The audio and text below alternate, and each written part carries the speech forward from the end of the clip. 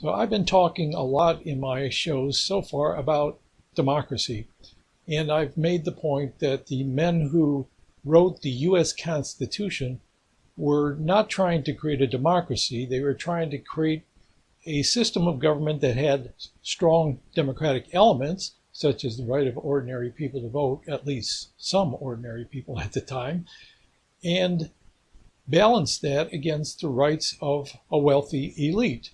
Like all people who have some degree of wealth in a society, they tended to think that people who were better off financially were also better equipped to govern.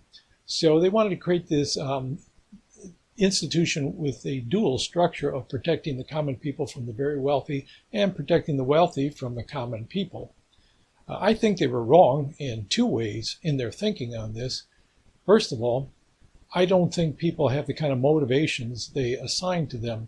The assumption seems to be if you give power to ordinary people, they're going to inevitably, out of greed or envy, want to take wealth and money away from the wealthy. I don't see that as necessarily true. I see it as true in certain circumstances. Ordinarily, people want property themselves, so they are willing to protect property rights in the hope that they themselves can work themselves to a position where they have some wealth and something they can pass on to their family. I think where people turn against the wealthy is when the situation becomes one which seems unfair to them and their own financial security is threatened. Say in a case where either your standard of living has declined or is declining or is vulnerable to decline.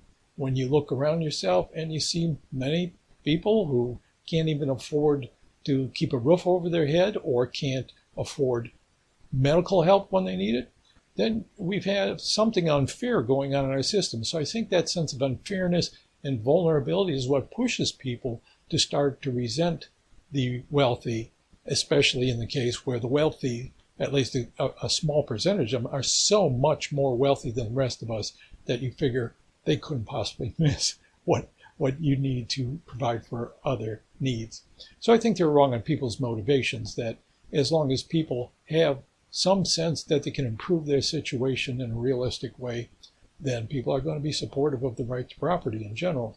I also think they're wrong on the theory of property specifically, that it's some kind of natural right that nobody else has a right to interfere with.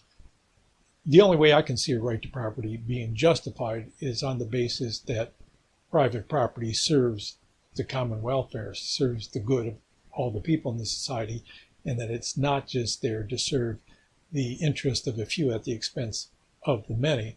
So I say democracy outweighs the right of private property. Not necessarily that private property has to be abolished, but certainly that you have to have a political system that guarantees the common people are able to control the government, or at least able to hold the government accountable for their own well-being, despite what that may mean for the property of people who have a lot of it.